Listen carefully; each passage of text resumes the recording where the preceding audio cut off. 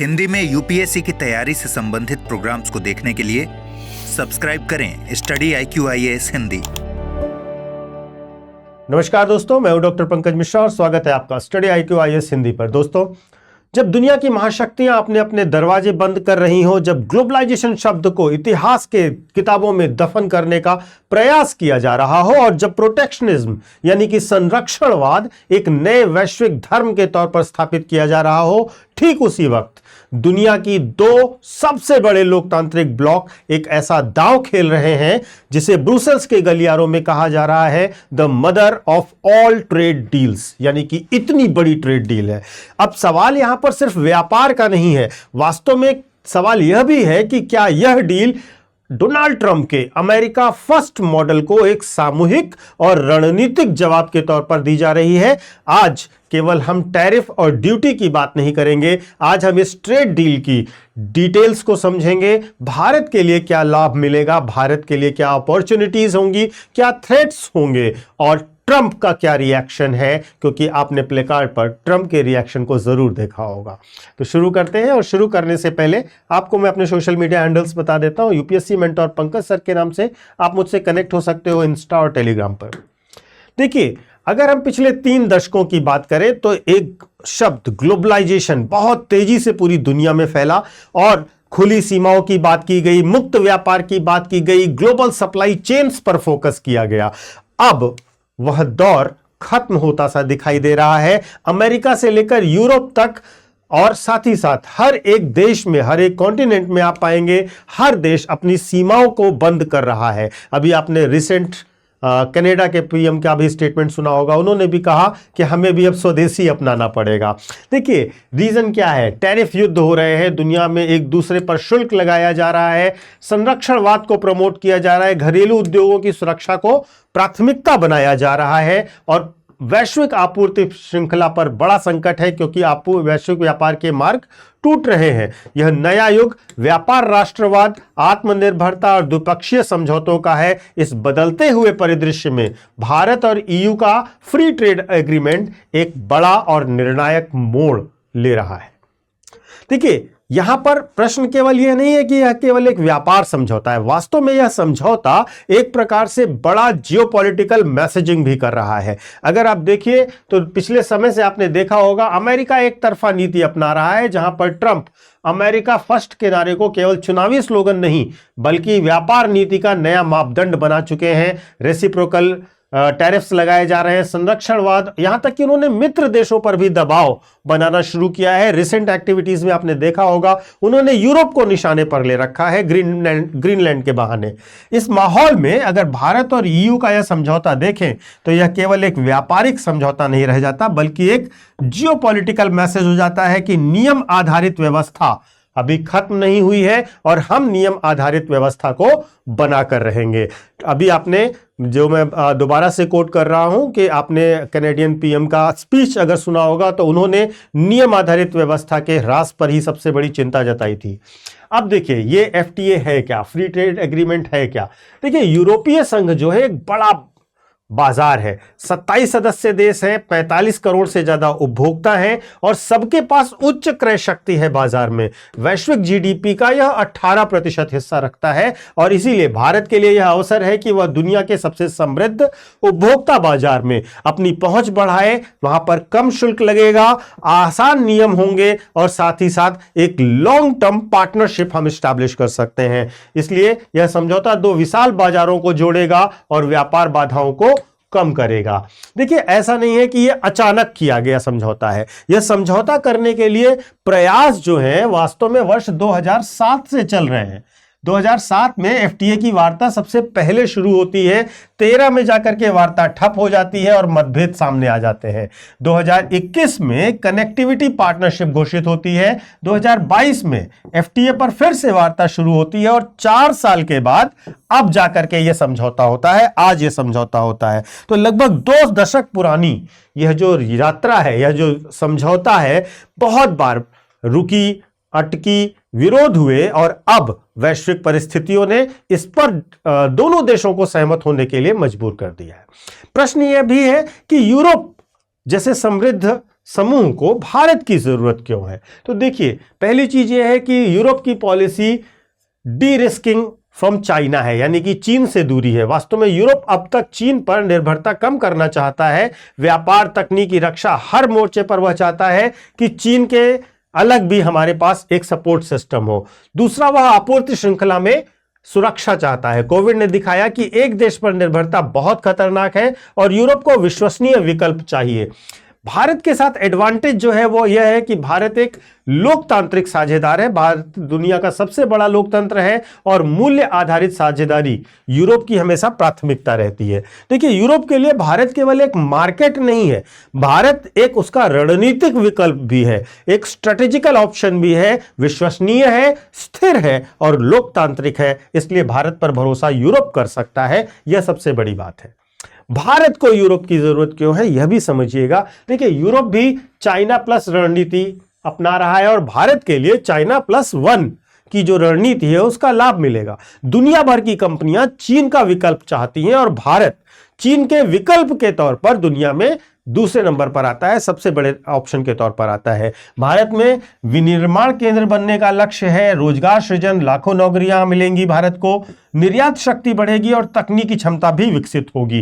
देखिए, यूरोप भारत को वो नई तकनीकी दे सकता है, निवेश दे सकता है और बाजार दे सकता है और उसे वैश्विक विनिर्माण केंद्र, जो कि बहुत बड़ा सपना है भारत सरकार का, मेक इन इंडिया वाला, उस वैश्विक विनिर्माण हब को, यानी कि ग्लोबल मैन्युफैक्चरिंग हब को बनने में यूरोप बहुत बड़ी मदद कर सकता है। तो इसीलिए भारत को यूरोप की इसलिए जरूरत है।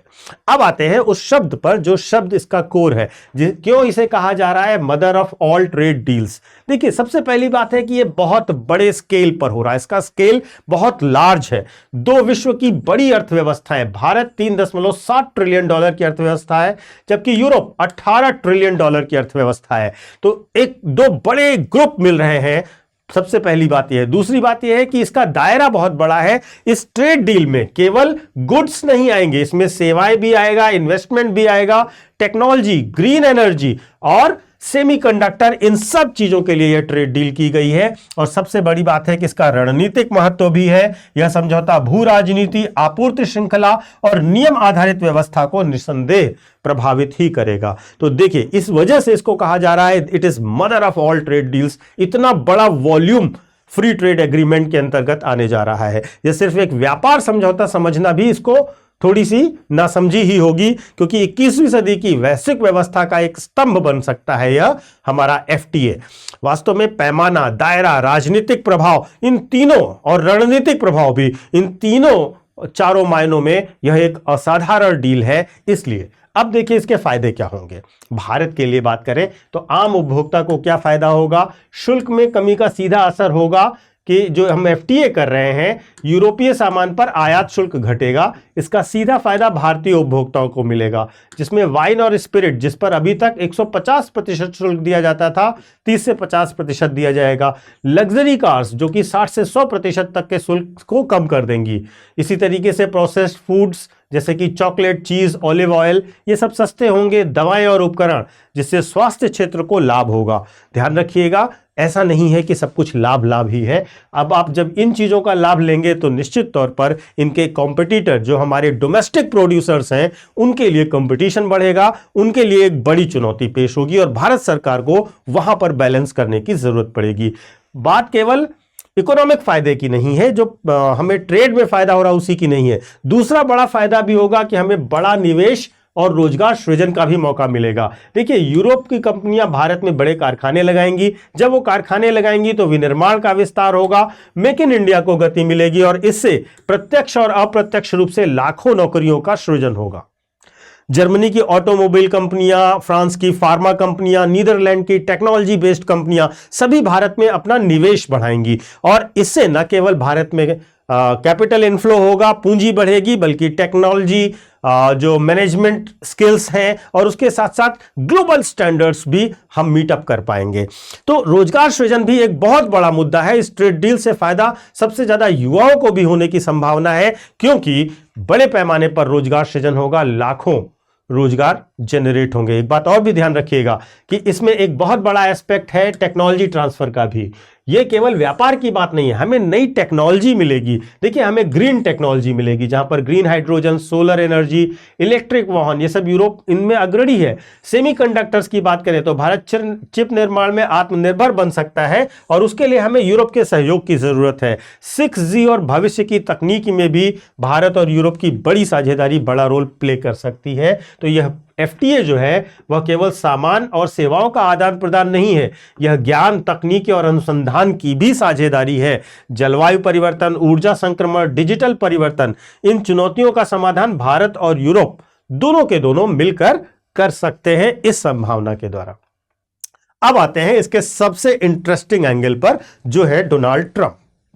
आप जानते हैं पूरी दुनिया पर टैरिफ लगा रहे हैं, यूरोप को धमकी दे रहे हैं, किसी को नहीं छोड़ रहे हैं।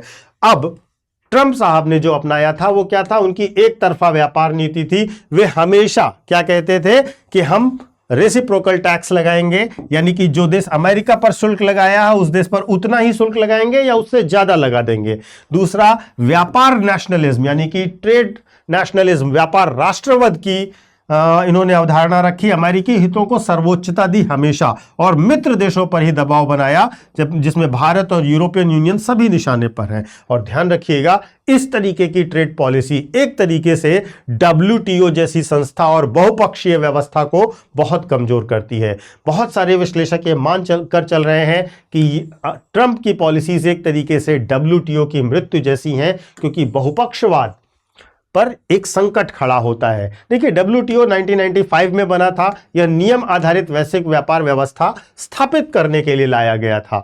इसमें बड़ा विवाद समाधान का तंत्र था, जिसका पतन अमेरिका से शुरू होता है। अमेरिका ने इसके न्यायाधीशों की नियुक्ति रोक दी, व्यवस्था पूरे तरीके से ठप है।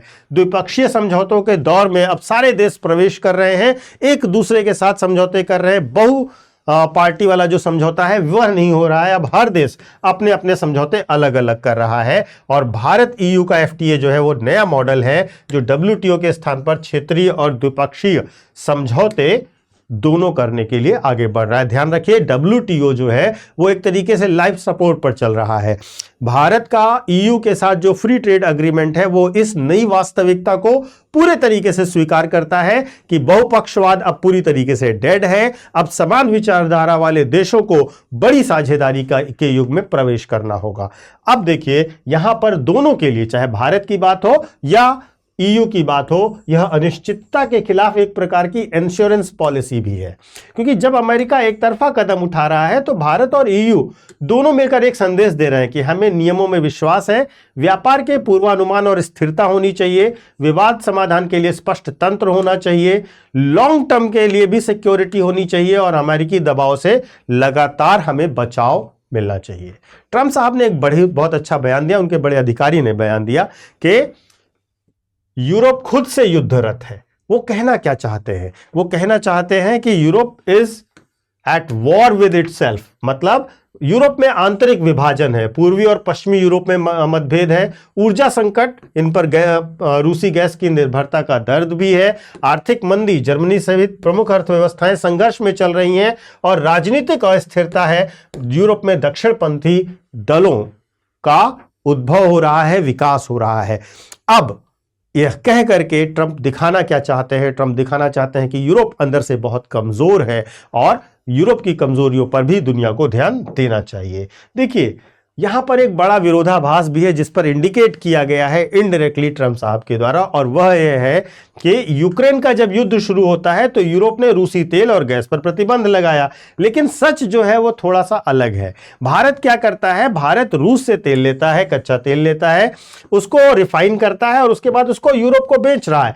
तो यूरोप से निर्यात पर भारत को छूट मिल गई और भारत उसको रिफाइनिंग करके सीधे यूरोप को भेज रहा है। और इस प्रकार से अगर आप देखें तो यूरोप यह जानता है कि भारत जो तेल दे रहा है वो रूस का ही है, लेकिन यूरोप चुप है क्योंकि वो जानता है कि उसे ऊर्जा चाहिए और यह प्रतिबंध बनाम जीवित रहने जैसा मुद्दा है, जहां पर जीवित रहना ज्यादा जरूरी है। अगर हम भारत के पक्ष में एक और बात करें तो यह भारत की रणनीतिक स्वायत्तता को भी दिखाता है। भारत किस प्रकार से संतुलन स्थापित कर रहा है। देखिए, यूक्रेन के युद्ध में रशिया के खिलाफ बहुत सारे प्रतिबंध लगाए गए, कई देशों ने आलोचना की, लेकिन भारत ने बिल्कुल साफ कहा कि हम किसी गुट में नहीं हैं, हम बहुत सारे गुट्स के साथ हैं, सबके साथ हैं। जहां पर हमारे राष्ट्रीय हित एड्रेस होंगे हम वहां रहेंगे। रूस से रक्षा उपकरण और ऊर्जा के समझौते हम कर रहे हैं, पश्चिम से तकनीकी और निवेश ले रहे हैं, अपने राष्ट्रीय हित को हम सर्वोपरि रख रहे हैं। और भारत और यूरोपियन यूनियन का जो एफटीए है वह इसी संतुलन को दिखाता है कि भारत ने अपनी पॉलिसी को कितना संतुलित रूप से मैनेज किया हुआ है, जहां पर वो दोनों गुटों के साथ मिलकर के सीधे सीधे समझौते कर रहा है। अब बात चीन की भी कर लेते हैं। चाइना को यह संदेश है कि चाइना +1 के लिए भारत एक फेस के तौर पर अब अडॉप्ट कर लिया गया है। वैश्विक कंपनियां अब चाइना +1 रणनीति बिल्कुल क्लियर अपना रही हैं। चीन में रहें लेकिन अपना सब कुछ न लगाएं, एक और विकल्प भी तैयार करें। इससे क्या होगा? आपूर्ति श्रृंखला में विविधीकरण होगा, भू राजनीतिक जोखिम कम होगा। अगर आप चाइना को देखें तो वहां पर भी कुछ कम बवाल नहीं है। ताइवान संकट है, दक्षिणी चीन सागर विवाद है, और इन सब वजहों से निवेशक वहां पर सतर्क हो रहे हैं। भारत के लिए बड़ा अवसर है क्योंकि बड़ा बाजार है भारत, युवा कार्यबल है और लोकतांत्रिक व्यवस्था है, और इसीलिए भारत एक आदर्श विकल्प के तौर पर दुनिया भर के देशों द्वारा देखा जा रहा है। तो आपने ये ट्रेड डील समझी, इस ट्रेड डील के एलिमेंट्स को समझा, और आखिरी बात इसके निष्कर्ष के तौर पर मैं जो कहना चाहूंगा कि भारत अब भागीदार से आगे बढ़कर कहीं अपरिहार्य शक्ति के तौर पर बनता जा रहा है पूरी दुनिया के लिए। भारत और ईयू का एफटीए केवल व्यापार समझौता नहीं है, भारत के वैश्विक स्थान की पुनर्परिभाषण है। 20वीं सदी में भारत केवल एक प्रतिभागी था, नियम दूसरे बनाते थे और हम सिर्फ उनका पालन करते थे। 21वीं शताब्दी में भारत एक अपरिहार्य शक्ति है, अब हम नियम बनाने की मेज पर बैठे हुए हैं, और यह सबसे बड़ा शिफ्ट है भारत को लेकर दुनिया के एटीट्यूड में। दुनिया को अब भारत की जरूरत है व्यापार के लिए, स्थिरता के लिए, इनोवेशन के लिए और लोकतंत्र के लिए, और एफटीए उस यात्रा के लिए एक मील का पत्थर है जहां भारत पूर्व और पश्चिम को जोड़ने वाला सेतु बन रहा है। एक ऐसी शक्ति जिसे अब नजरअंदाज किया जाना असंभव है। आपको एक छोटा सा अनाउंसमेंट भी कर देते हैं।